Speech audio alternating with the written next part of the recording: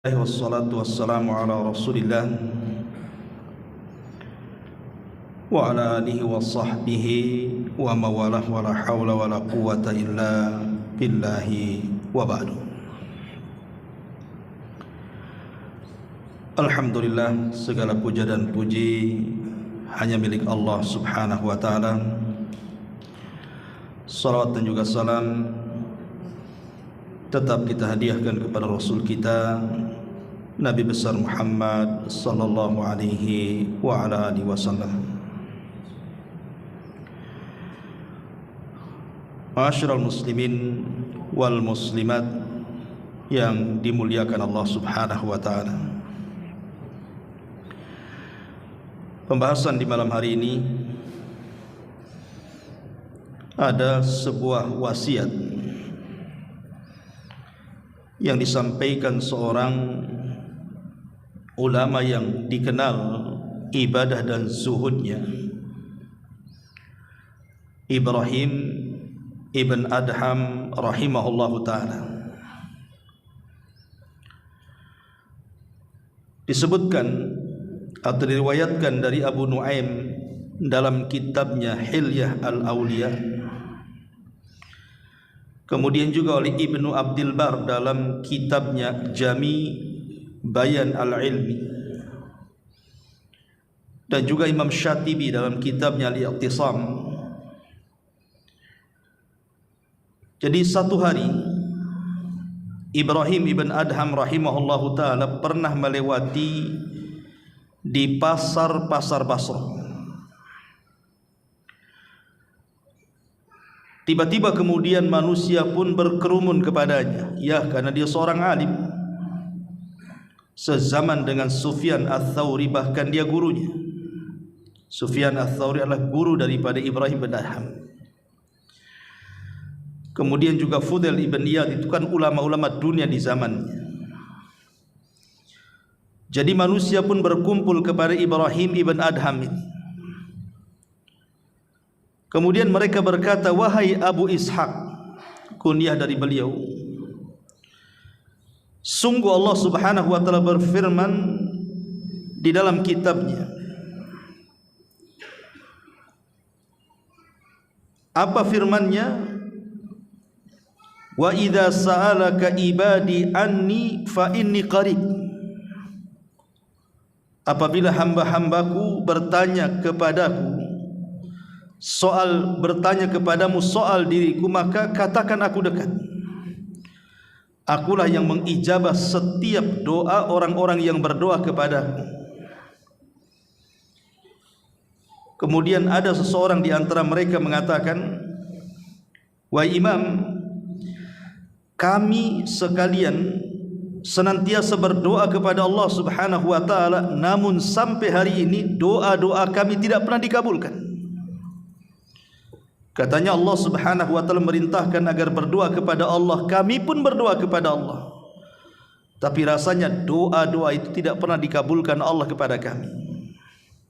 Apa jawaban Ibrahim ibn Adham ini? Beliau memberikan 10 wasiat yang sangat bagus sekali, dan ini bekal untuk kita.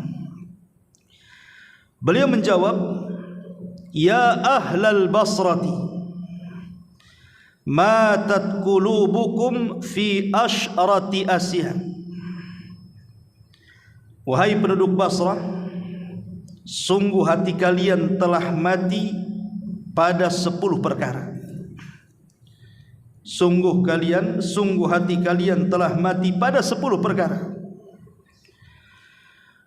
Kemudian beliau menjawab, "Awwaluha," yang pertama, "Araftumullaha walam tuaddu haqqahu."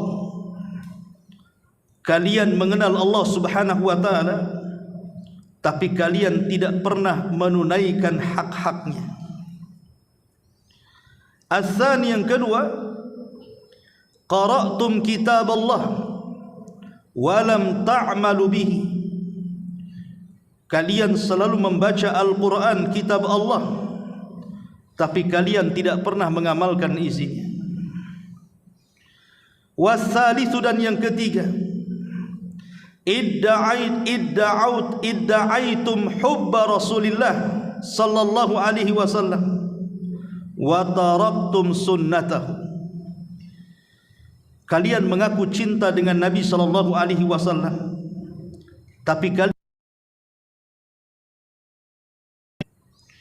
warabi'u, dan yang keempat, idda'aitum adawata syaitan wa wafaqtumuhu.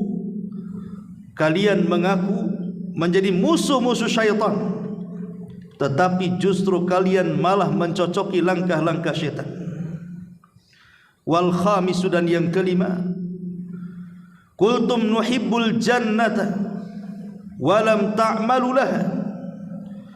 Kalian mengatakan bahwa kalian mencintai sorga, tapi kalian tidak pernah berusaha untuk memasukinya. Wassadisu, dan yang keenam, qultum takhafun nar wa rahantum anfusakum biha. Kalian mengatakan bahwa kalian takut kepada neraka, tapi kalian justru menggadaikan diri-diri kalian untuk neraka.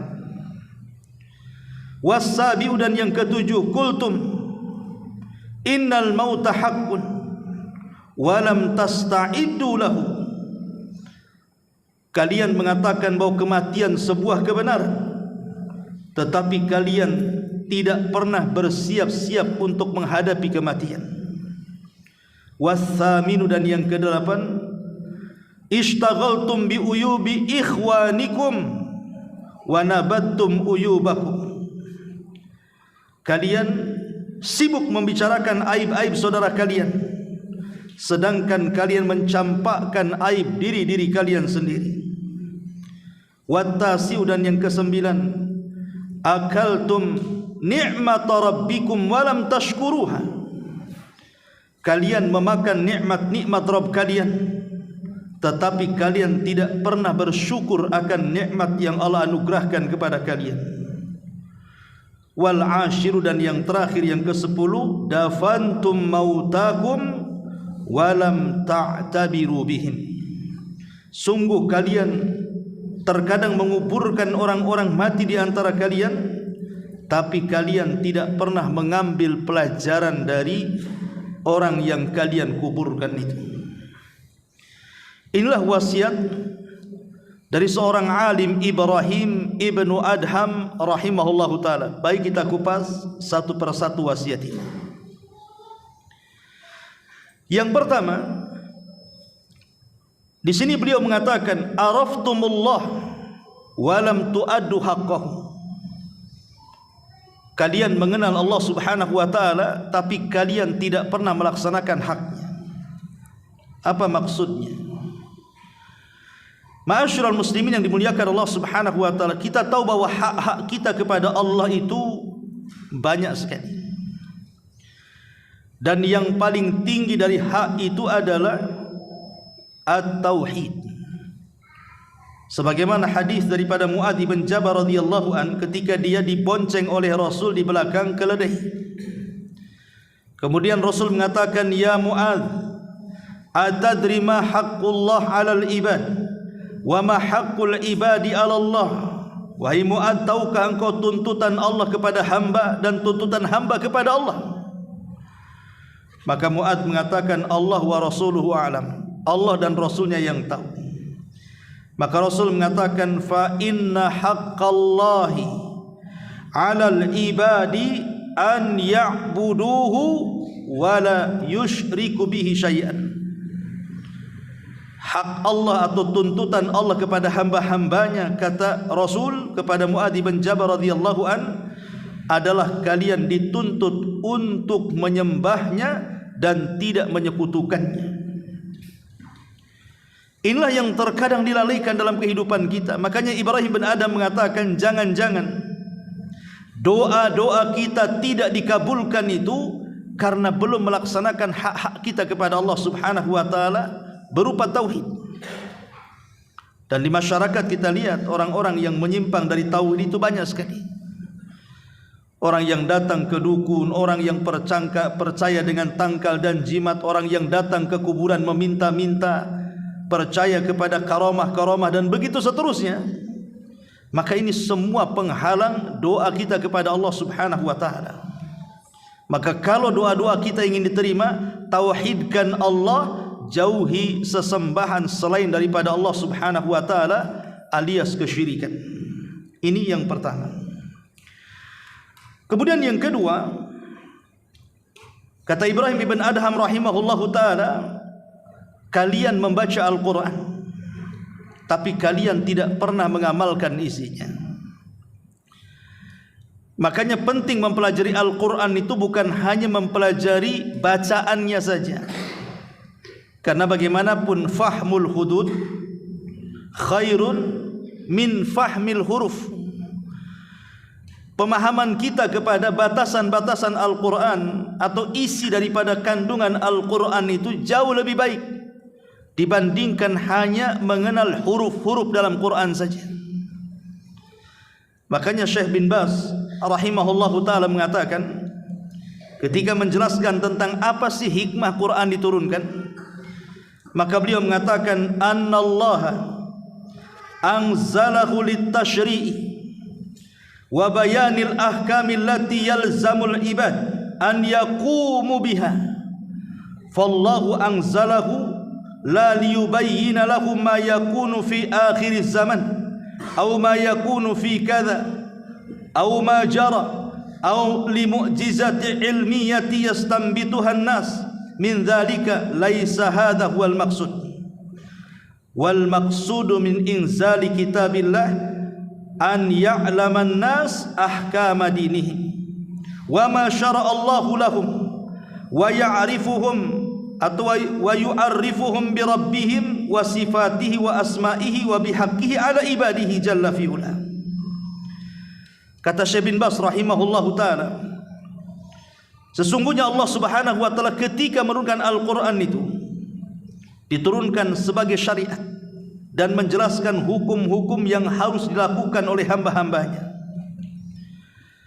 Allah tidak menurunkan hanya untuk menjelaskan apa yang terjadi di akhir zaman atau apa yang terjadi dengan ini dan itu, termasuk juga bukan hanya sekedar menceritakan tentang mukjizat-mukjizat ilmiah saja dari mukjizat para nabi. Bukan itu maksudnya, kata beliau. Tetapi maksudnya adalah diturunkan Al-Quran itu agar manusia tahu hukum-hukum agama mereka dan apa yang Allah syariatkan kepada mereka, dan memperkenalkan kepada mereka terhadap Rabb mereka, sifat-sifatnya, nama-namanya, dan hak-hak yang harus dipenuhi atas hamba-hambanya. Dari sini kita tahu bahwa Quran diturunkan bukan hanya sekedar dibaca, tetapi lebih daripada itu adalah diamalkan. Karena ilmu tanpa amal itu, kata Abdullah ibn al-Mu'tad, ilmun bila amalin ka syajaratin bila thamarin. Kalau ilmu tanpa beramal itu sama dengan pohon tanpa berbuah. Ma'asyiral muslimin yang dimuliakan Allah Subhanahu wa taala, ini yang kedua. Kemudian yang ketiga, kalian mengaku cinta Nabi, cinta Rasul, tapi kalian tidak pernah mengikuti sunnah-sunnahnya. Ma'asyiral muslimin yang dimuliakan Allah Subhanahu wa taala, dan ini banyak pengakuan cinta kepada Nabi SAW di masyarakat kita kan. Mereka ketika mengakui cinta kepada Rasul itu hanya sebatas melakukan salawat-salawat saja. Ya, mengumandangkan salat itu bagian daripada cinta. Karena orang yang mencintai seseorang pasti akan banyak menyebut orang yang dicintainya. Tapi apakah kemudian hanya sebatas bersalawat saja? Tidak. Karena salawat itu hanya bagian seseorang cinta dengan Nabi SAW. Lebih daripada itu, pengakuan cinta Nabi SAW itu tertuang ketika dia betul-betul menolong dalam kehidupannya akan sunnah-sunnah Nabinya. Artinya menghidupkan sunnah-sunnah yang sudah tidak ada. Kemudian juga berusaha al-hirsu ala suhbatihi, berusaha untuk senantiasa bersama Nabi SAW walaupun beliau sudah tiada, tapi kan sunnah-sunnahnya masih ada. Makanya ada istilah para ulama itu, banyak orang yang kemudian mengaku mencintai Laila, tapi Laila berlepas diri dari cintanya. Sama dengan banyak orang yang mengaku cinta kepada Rasul, jangan-jangan Rasul pula berlepas diri cinta-cinta kita, karena tidak sesuai kecintaan yang diajarkan Rasul kepada kita. Ma'asyiral muslimin yang dimuliakan Allah Subhanahu wa taala. Dan itu kita bisa melihat di masyarakat. Ketika banyaknya penyimpangan terhadap sunnah Nabi sallallahu alaihi wasallam yang dilakukan oleh sebagian kaum muslimin. Seperti yang kita kenal dengan perbuatan bid'ah di masyarakat itu kan banyak. Yang tidak diajarkan Nabi SAW ada pula di masyarakat. Yang lebih fatalnya itu pula kemudian yang disandarkan kepada ajaran Nabi, pada Rasul tidak pernah mengajarkan. Ma'asyiral muslimin yang dimuliakan Allah Subhanahu wa taala, maka hal-hal yang seperti inilah yang dikatakan Ibrahim ibn Adham, kalian mengaku mencintai Rasul tapi kalian tidak mengamalkan sunnah-sunnahnya, malah membuat hal-hal yang tidak disunnahkan pula.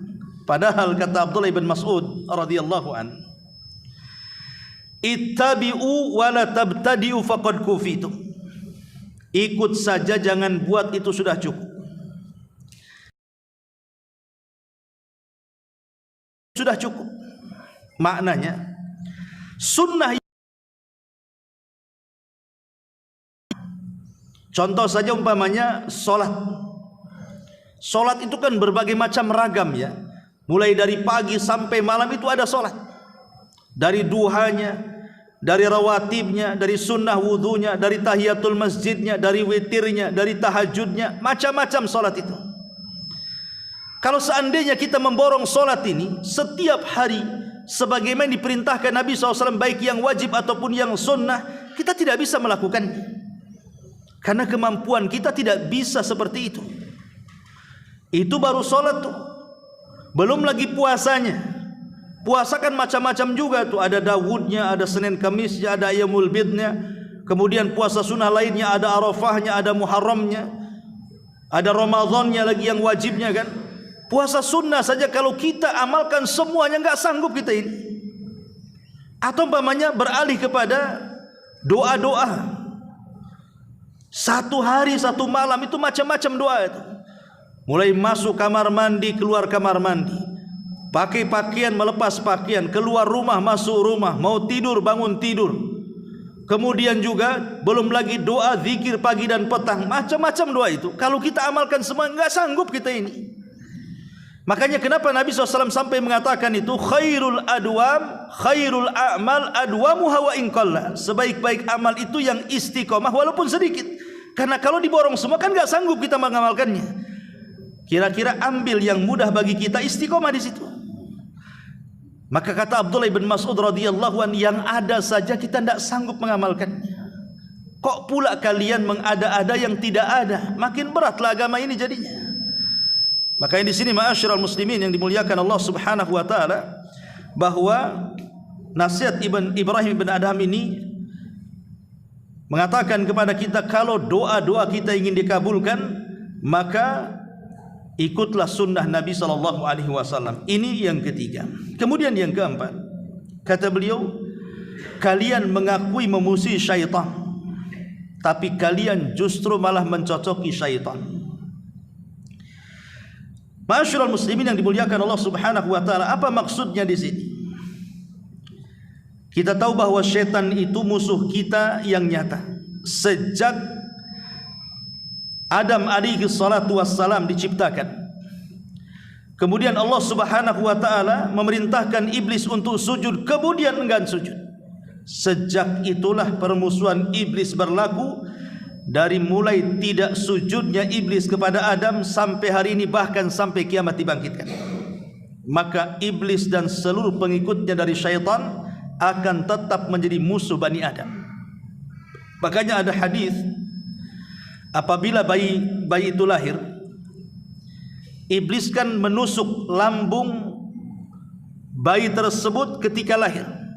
Makanya kalau kita lihat bayi yang lahir itu kan suka menangis tuh. Kenapa kemudian dia menangis coba? Nabi SAW mengatakan seolah-olah iblis ingin mengatakan kepada bayi itu bahwa aku adalah musuhmu. Bayangkan baru brojol saja iblis sudah mengatakan aku adalah musuhmu. Jadi permusuhan iblis itu sudah ditandai sejak kelahiran tuh. Makanya kemudian di sini Ibrahim bin Adham mengatakan, kalian mengaku bahwa kalian ini musuh setan, tapi perilaku kalian ini kenapa mencocoki setan?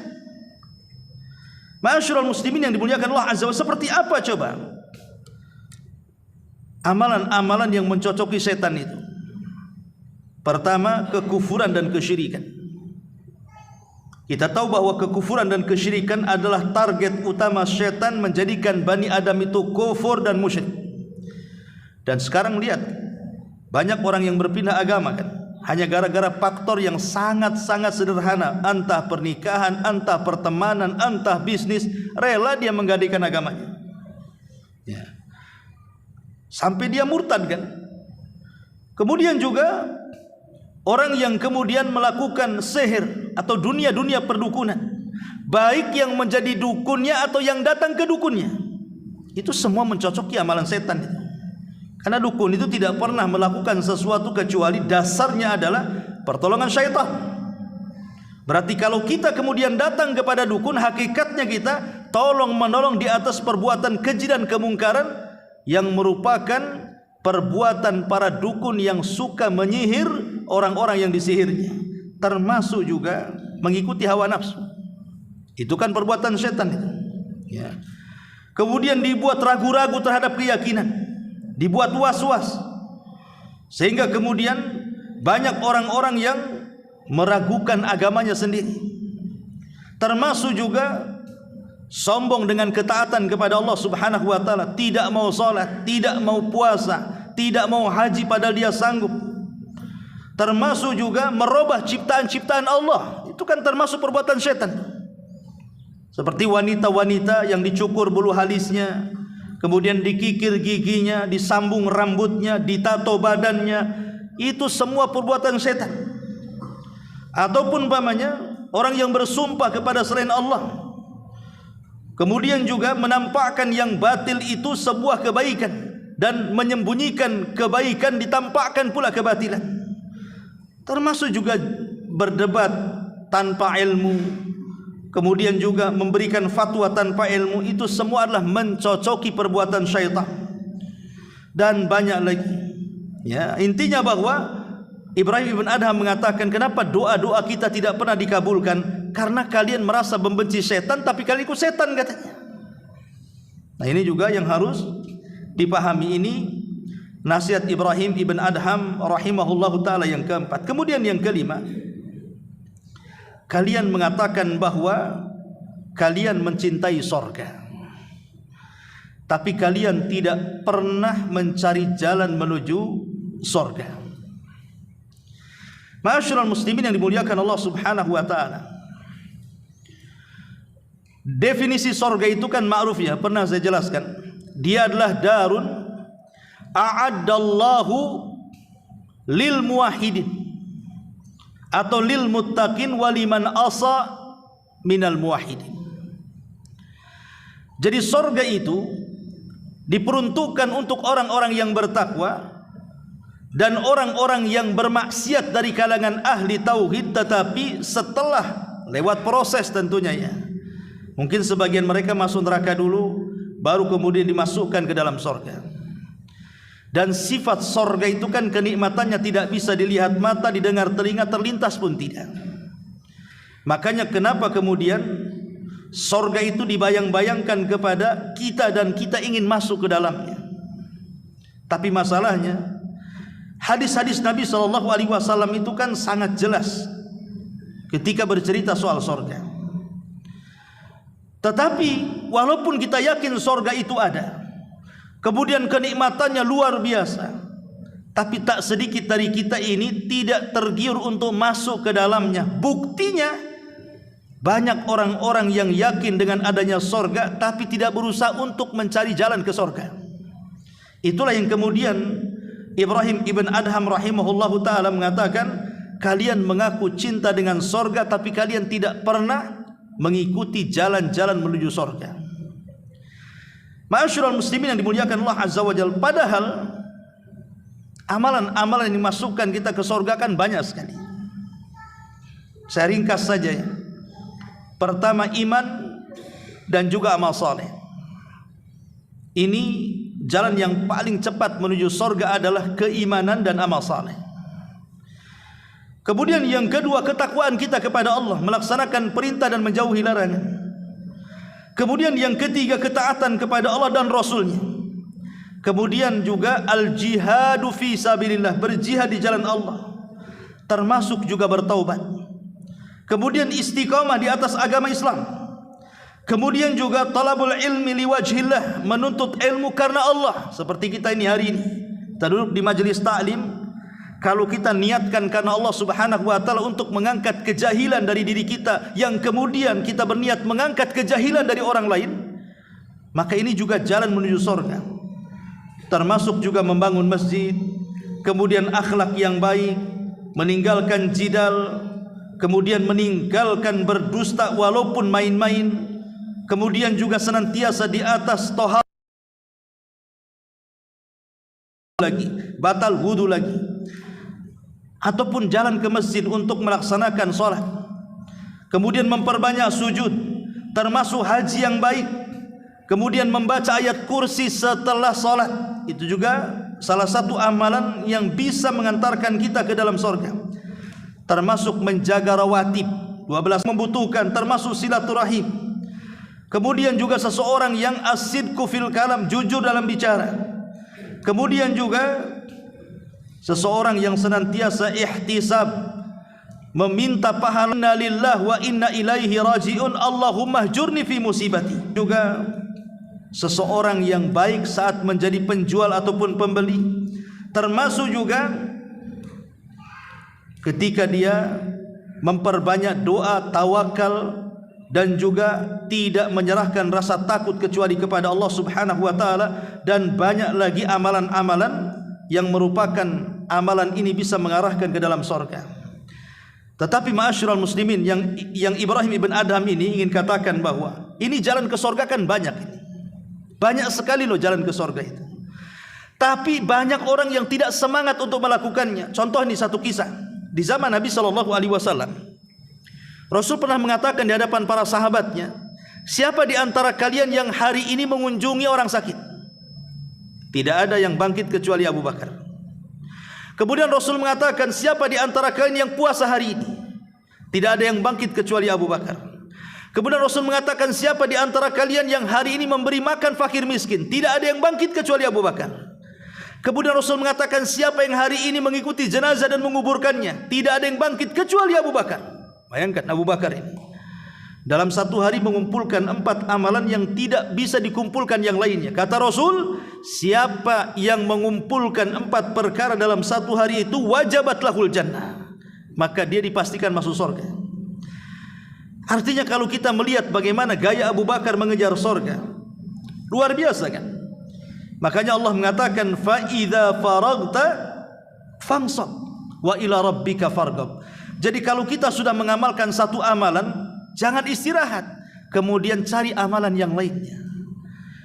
Disinilah kemudian Allah Subhanahu wa taala mengatakan, fa amma man a'ta wa taqa wa saddaqa bil husna fasanuyassiruhu lil yusra.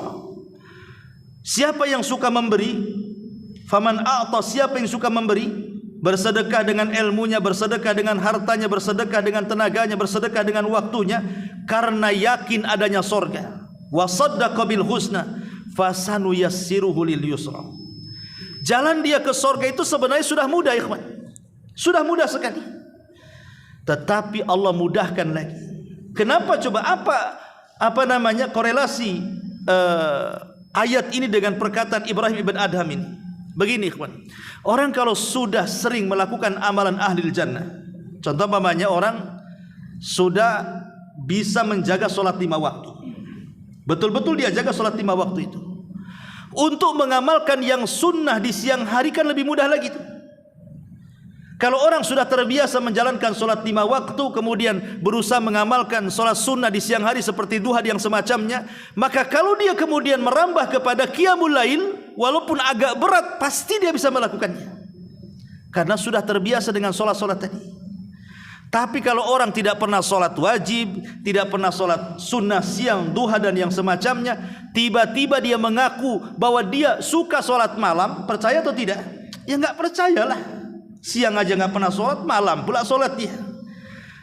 Karena begini ikhwan, yang namanya amal soleh itu pasti melahirkan amal soleh yang lainnya. Sebagaimana dosa juga melahirkan dosa yang lainnya. Makanya di sini Ibrahim bin Adham mengatakan, kalau doa-doa kita ingin dikabulkan, maka carilah jalan-jalan menuju sorga. Jangan kalian mengaku sorga tapi tidak pernah kemudian mencari jalan menuju sorga. Kemudian juga kata Ibrahim bin Adham rahimahullahu ta'ala, yang selanjutnya adalah kalian takut kepada neraka. Kalian takut kepada neraka, tapi kalian justru malah mencari jalan-jalan menuju neraka. Ma'asyiral muslimin yang dimuliakan Allah subhanahu wa ta'ala, kita tahu bahwa amalan-amalan penduduk neraka ini banyak sekali. Dan orang yang masuk ke dalam neraka itu kan terbagi menjadi dua ya. Ada orang kalau masuk neraka nggak pernah keluar lagi, alias dikekalkan di dalamnya. Ada orang yang masuk neraka itu dia tidak dikekalkan, tetapi ya sebatas dosa yang akan diazab di dalamnya, kemudian dikeluarkan dan dimasukkan ke dalam surga. Jadi dua kelompok itu yang masuk neraka itu.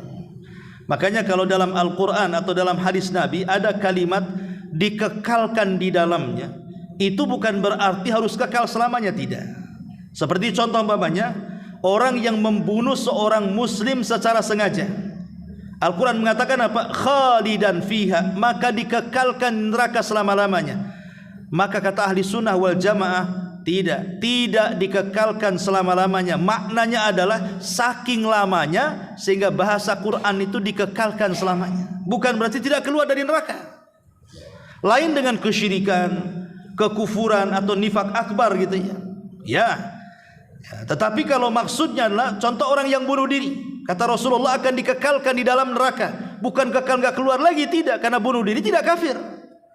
Ya bisa masuk neraka, hanya dilamakan di dalamnya gitu saja, tapi suatu ketika akan keluar. Begitu pemahaman ahli sunnah wal jamaah.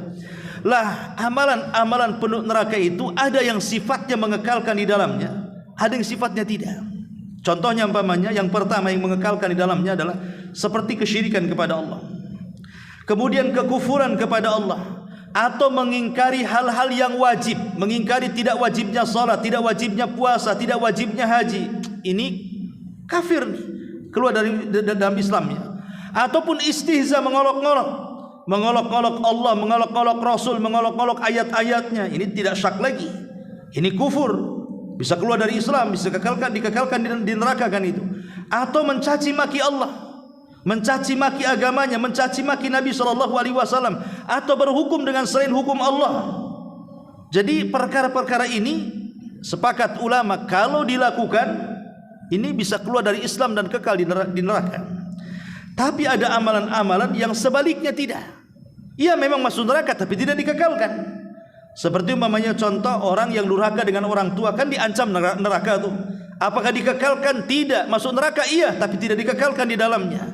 Kemudian juga orang yang mutus silaturahim, orang yang memakan riba, orang yang memakan harta anak yatim, orang yang bersaksi dengan persaksian palsu, orang yang kemudian memutus manusia dengan tidak adil, kemudian menipu, menggambar gambar-gambar yang bernyawa dan begitu seterusnya. Ini semua terancam dengan neraka. Tapi apakah kalau masuk neraka dikekalkan? Tidak. Ya, jadi ada dosa-dosa itu yang mengekalkan pelakunya, ada juga dosa-dosa yang tidak mengekalkan pelakunya. Nah, ini yang harus dipahami dari perkataan Ibrahim ibn Adham rahimahullahu taala. Kemudian wasiat selanjutnya kata beliau, kalian tahu bahwa kematian itu hak adanya, tapi kalian tidak pernah persiapan untuk kematian itu. Ma'asyiral muslimin yang dimuliakan Allah Azza wa Jalla, kenapa Ibnu Adham mengatakan kematian itu sebuah hak adanya? Ya karena hari-hari kan kita melihat orang mati. Hari ini si anu, besok si anu, lusa si anu, kita tidak tahu kan. Tapi kan setiap hari kita melihat ada orang mati. Jadi kematian bukan hayalan, ini sebuah kepastian karena kita menyaksikan diri-diri kita sendiri kan, entah keluarga kita, entah kawan kita, entah orang lain, setiap hari kita mendengar ada orang mati. Kalau itu bukan kepastian apa namanya? Lah kalau memang kematian sebuah kepastian, bahkan lebih pasti dibandingkan kiamat besar. Kiamat besar itu pasti terjadi, tapi kapannya kan kita tidak tahu. Tapi kalau kematian lebih pasti lagi. Kenapa? Karena hari-hari kita melihat ada orang mati. Lah kata Ibrahim bin Adham, loh kalau kalian memang memastikan kematian itu ada, kenapa tidak mempersiapkan kematian itu? Nabi SAW mengatakan dalam sebuah hadis, "Aktsiru dzikra hadimil ladzatil maut." Perbanyak oleh kalian akan sesuatu yang menghancurkan kenikmatan kalian. Apa itu? Al-mautu, kematian. Para ulama mengatakan bagaimana caranya persiapan kematian itu. Ada 5 perkara. Pertama, al-isti'dad lil mauti bitaubatis sadiqah. Persiapkan kematian itu dengan tobat yang jujur. Sebelum mati bertobat kepada Allah Azza wa Jalla. Karena orang yang meninggal dan dia tidak sempat bertobat itu alamat su'ul khatimah. Yang kedua, al-muhafadhatu ala ada'il faraid wajtinabil muharramat. Yang kedua, jaga kewajiban-kewajiban Allah dan tinggalkan hal-hal yang diharamkan Allah. Kalau orang meninggal di atas melaksanakan kewajiban dan meninggalkan yang diharamkan, maka dia meninggal di atas husnul khatimah. Tapi sebaliknya, ketika dia meninggal dia tidak salat, ketika dia meninggal dia tidak puasa Ramadan, ketika meninggal dia tidak zakat padahal dia sanggup zakat, atau tidak haji padahal dia sanggup haji, dia melaksanakan meninggalkan yang wajib, atau justru meninggal ketika mabuk, ketika berzina, ketika berjudi, maka dipastikan su'ul khatimah. Ini yang kedua. Yang ketiga, al-musabaqatu ilal khairat wal a'malus salihah. Berlomba-lomba dalam kebaikan dan berlomba-lomba dalam amal saleh. Kemudian yang keempat, an yatazawwad minal ilmi nafi'. Berbekalah dengan ilmu yang bermanfaat. Karena Nabi mengatakan, apabila anak Adam meninggal dunia, tidak ada yang dibawa kecuali 3 perkara. Lah yang pertama Rasul mengatakan, qata amaluhu illa min. Kemudian juga yang kelima, an yahrisa ala kitab radhiyallahu anhu, semenjak tahu tentang wasiat sebelum kematian dia selalu menulis wasiat. Jadi kalau seandainya kita ini dekat dan begitu seterusnya, tulis wasiat atau katakan wasiat yang baik. Karena wasiat yang baik itu akan menjadi amal jariah bagi umpamanya. Kemudian bapaknya meninggal, anaknya betul-betul melaksanakan wasiat. Kemudian yang selanjutnya yang ke-8, kata Ibrahim bin Adham adalah, kalian sibuk dengan aib-aib manusia tapi tidak pernah sibuk dengan aib diri kalian sendiri. Dalam sebuah hadis Rasul mengatakan, ya ma'syara man amana bilisani la taghtabul muslimina wa la tattabi'u awratihim fa innahu man tatabba'a awrata akhihi tatabba'a Allahu awratahu wa man tatabba'a Allahu awratahu yafdahu fi jawfi baitihi. Rasul pernah satu ketika berpidato dan mengatakan, wahai orang-orang yang beriman dengan lisan, jangan kalian menggibah kaum muslim, jangan kalian mencari-cari aib kaum muslimin. Karena siapa yang mencari-cari aib kaum muslimin, maka Allah akan bongkar aibnya walaupun di dalam rumahnya sendiri. Ma'asyiral muslimin yang dimuliakan Allah Subhanahu wa taala, dahulu di zaman Rasul ada seorang sahabat namanya Ma'iz. Ma'iz ini seorang budak yang kemudian dimerdekakan oleh seorang tuan namanya Hazal. Ma'iz ini seorang budak dimerdekakan oleh Hazal, kemudian menjadi mawalinya. Jadi satu hari Ma'iz ini berzina dengan seorang wanita budak juga. Kemudian ketika dia berzina, Hazal ini majikannya, kemudian ketahuan sama dia bahwa si Maiz ini berzina.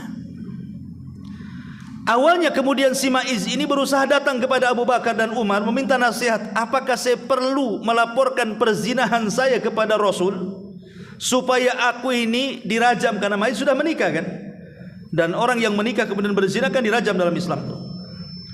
Jadi kata Abu Bakar dan Umar, sebaiknya jangan dilaporkan kepada Nabi, tutup saja aibmu, kemudian bertobat kepada Allah, mudah-mudahan Allah menutup dosa-dosamu. Jadi saran Abu Bakar dan Umar, jangan lapor kepada Nabi, jangan menceritakan dosanya, gitu maksudnya. Akhirnya setelah kemudian dia mendapatkan nasihat dari Abu Bakar dan Umar, coba dia meminta nasihat kepada Hazal, orang yang sudah memerdekakannya, atau mungkin ayah angkatnya. Tapi Hazal pula keras dan mengatakan, kamu harus datang kepada Nabi, kamu harus menceritakan perzinahan, kamu harus dibersihkan dosa-dosamu, katanya. Akhirnya terpengaruh dengan ucapan Hazal ini, berangkatlah Maiz ini menghadap Nabi, kemudian mengatakan, ya Rasulullah, inni zanaitu fatahirni. Rasul, aku sudah berzina, bersihkan aku, katanya. Kata Rasul, jangan-jangan kau hanya peluk-peluk saja, pulang sana, kata Rasul. Akhirnya Maiz memastikan kalau dia sudah berzina, tapi Rasul tetap mengatakan seperti itu. Artinya bahwa Rasul itu sebenarnya tahu kalau Maiz berzina, tapi janganlah kemudian dia mengungkap dosanya. Lebih baik sembunyi, bertobat, mudah-mudahan Allah terima tobatnya. Karena kalau urusannya sudah kepada hakim, pasti ditegakkan hudud. Jadi Rasul mengatakan, pulang, nggak ada apa-apa. Tapi karena hari-hari datang kepada Rasul mengatakan, Rasul, aku berzina, tolong tegakkan had kepada aku, katanya. Maka Rasul mengutus sahabat, coba kau cek si Maiz itu, apa dia gila, apa dia mabok sehingga dia ngomong nggak jelas, katanya. Kemudian didatangkanlah para sahabat, rupanya Maiz tidak mabok dan tidak pernah mabok. Maiz juga tidak pernah gila dan tidak pernah dia senantiasa waras, tidak pernah gila sama sekali. Artinya dia tidak mabok dan dia waras. Kalau begitu tegaklah had kepadanya. Jadi satu hari Nabi SAW mengumpulkan para sahabat dan mengatakan, rajam dia. Kemudian Maiz pun akhirnya dirajam oleh para sahabat, dilempari batu. Di tengah-tengah pelemparan batu itu, Maiz ini tidak tahan dengan sakitnya lemparan batu itu. Gimana coba antum dilempari batu apa nggak sakit? Sakit lah kan itu. Jadi karena sakit kabur dia. Jadi dia kabur lari karena tidak tahan dilempari batu, padahal dia siap dirajam, ya, dan siap dibersihkan dosanya. Tapi ketika dirajam dia tidak tahan, akhirnya berdiri lari dia. Dikejar oleh para sahabat, tapi tidak ketemu. Rupanya ada seorang sahabat, saya lupa namanya, tahu persembunyian Maiz ini, ketangkap, akhirnya diikat di pohon, dilempari lagi sampai mati. Hal ini sampai kepada Nabi SAW. Kemudian marah, kenapa kalian kejar Maiz, katanya. Kenapa kalian kejar? Biarkan dia lari, katanya. Kemudian dia ngomong sama Hazal itu dengan mengatakan, ya Hazal, kenapa kau tidak tutup aibnya? Kenapa kau suruh dia datang kepadaku melapor akan dosa-dosanya?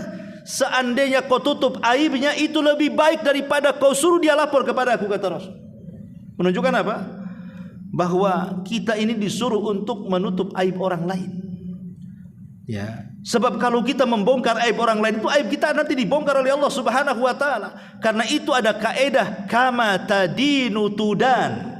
Sebagaimana kita ini berusaha mencari aib-aib orang, Allah akan kirim orang membongkar aib kita. Bahkan lebih parah lagi, terkadang aib kita dibongkar.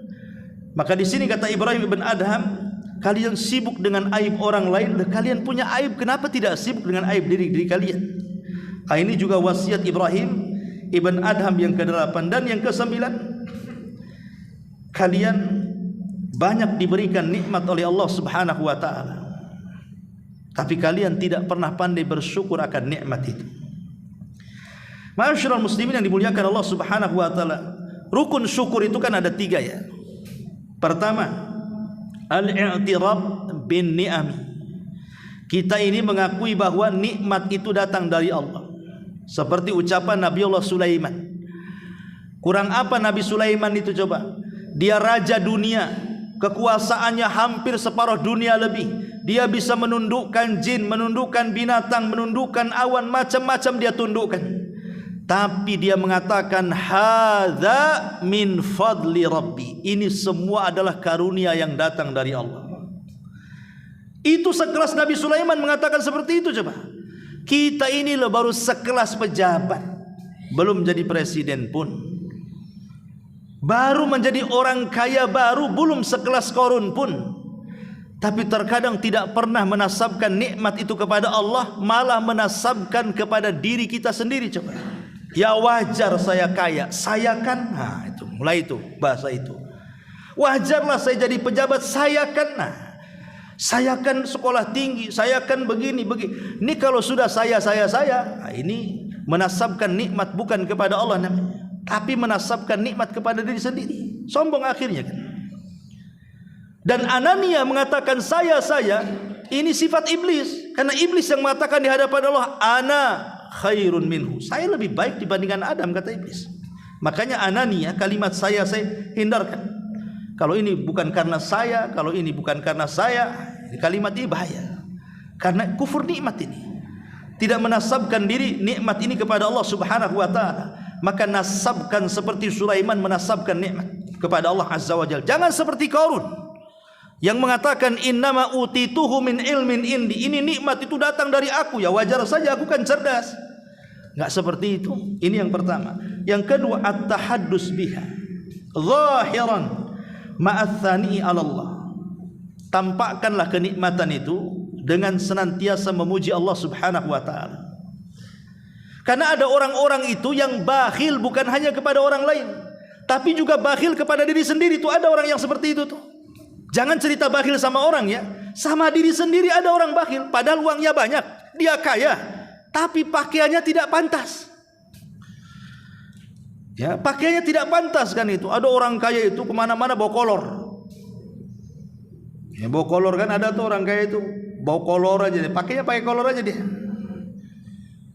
Ya kadang-kadang kalau kolornya mungkin di bawah lutut masih mending, di atas lutut kan tampak aurat itu. Padahal dia kaya, masa ndak bisa beli celana yang bisa menutup aurat dia? Ini kan masalah tuh. Ya. Kemudian juga pakai pakaian sholat asal-asalan, padahal dia sanggup loh membeli pakaian yang rapi, yang layak untuk sholat itu. Ini kan masalah ini. Ini tidak taharus bin nikmah. Padahal Allah mengatakan fa bi nikmati rabbika fahaddits. Kita kan disuruh fahaddits ya. Tampakkan nikmat itu. Kita menyakiti ini kan barang Allah, bukan kita yang punya. Makanya kemudian di antara rukun syukur itu adalah berusaha kemudian sarfuha fi ta'atillah, kita berikan kepada ketaatan kepada Allah Azza wa Jalla. Kalau punya harta, ya kita sedekahkan dalam bentuk ketaatan kepada Allah Azza wa Jalla. Kita punya tenaga, ya kita gunakan untuk ketaatan, dan begitu seterusnya. Karena sebanyak apapun harta, coba lihat para pemimpin negeri kita sajalah, atau para menteri-menteri yang kaya raya, atau para jutawan yang berjuta-juta duitnya itu, setelah meninggal, pertanyaannya apakah harta ini dibawa ke mati? Tidak. Jadi warisan ahli warisnya kan. Lah ahli warisnya mati, diwariskan lagi ke ahli warisnya, dan begitu seterusnya. Sementara orang yang sudah meninggal itu dipertanggungjawabkan di hadapan Allah, dari mana kau dapatkan harta itu, kemana kau belanjakan. Sementara ahli warisnya tidak pernah ditanya soal itu, soal harta warisannya kan. Yang ditanyakan orang yang memiliki harta itu. Ma'asyiral muslimin yang dimuliakan Allah Azza wa Jalla. Maka kata Ibrahim bin Adham, kalian diberikan nikmat yang banyak tapi kalian tidak pernah mensyukuri nikmat itu. Dan yang terakhir, kata Ibrahim bin Adham, kalian suka menguburkan jasad manusia tapi tidak pernah mengambil ibrah. Salah satu syariat yang diajarkan Rasul kepada kita apabila masuk ke areal kuburan, kita disuruh mengucapkan salam, assalamualaikum ya ahlal kubur. Keselamatan bagi kalian wahai penduduk kubur. Kemudian apa? Nas'alullah walakumul afiyah.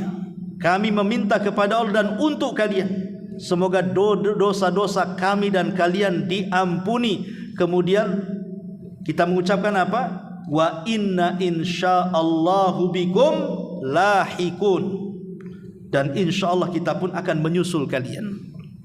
Dan begitu doa salam kepada orang yang sudah meninggal di kuburan itu. Wa inna insyaallah bikumul lahikun, dan insyaallah kami pun akan menyusul kalian.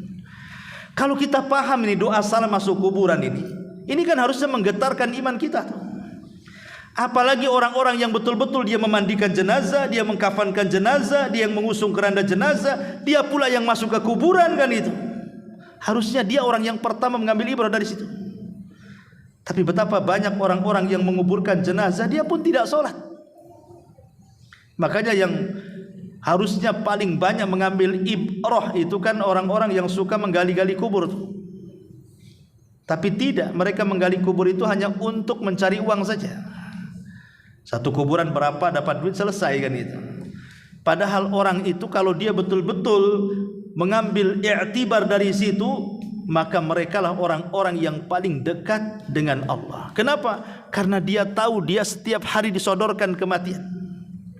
Kematian itu kan melembutkan hati. Orang yang tidak ingin mati itu tidak pernah lembut hatinya. Itu Rasul yang mengatakan. Ketika Nabi SAW mengatakan apa? Dulu kalian ziarah kubur, sekarang aku izinkan kalian ziarah kubur karena hal itu bisa mengingatkan kalian dengan akhirat. Dalam riwayat, karena hal itu bisa melembutkan hati kalian. Makanya yang keras-keras itu sekali-kali datang ke kuburan. Ya, datang ke kuburan, ziarah ke kuburan. Karena bagi laki-laki ziarah kubur itu sunnah. Harusnya antum-antum ini yang harusnya sering ziarah kubur.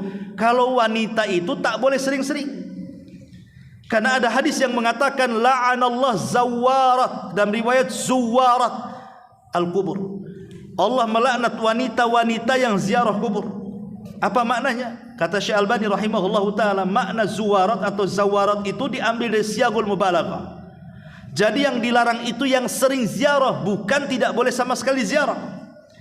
Jadi wanita-wanita yang sering ziarah itu yang dilaknat. Kenapa? Karena wanita itu tidak sekuat hatinya seorang laki-laki. Mudah menangis, takutnya niyaha, kemudian meraung-raung di kuburan dan begitu seterusnya.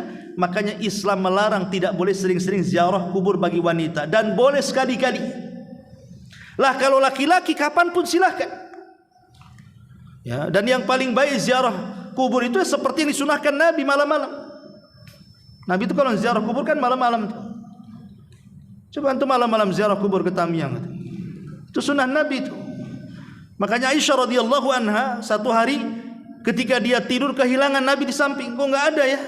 Diikuti sama Aisyah. Rupanya Rasul ada di kuburan Baqi malam-malam itu sedang mendoakan mereka. Ya, kuburan malam-malam. Duduk di depan kuburan itu. Takut Ustaz, ya jangan sendirilah, rame-rame. Gitu. Tapi Nabi kan malam-malam kan itu. Itu riwayatnya Rasul itu ziarah kubur malam-malam. Ya, itu banyak riwayat yang seperti itu. Tapi intinya bahwa bagi laki-laki itu sunnah, harus sering-sering ziarah kubur. Tapi kalau perempuan tidak sunnah sering-sering. Ya sekali-kali boleh. Tapi dunia sudah terbalik, yang sering ziarah kubur pula perempuan, laki-laki tak pernah ziarah kubur.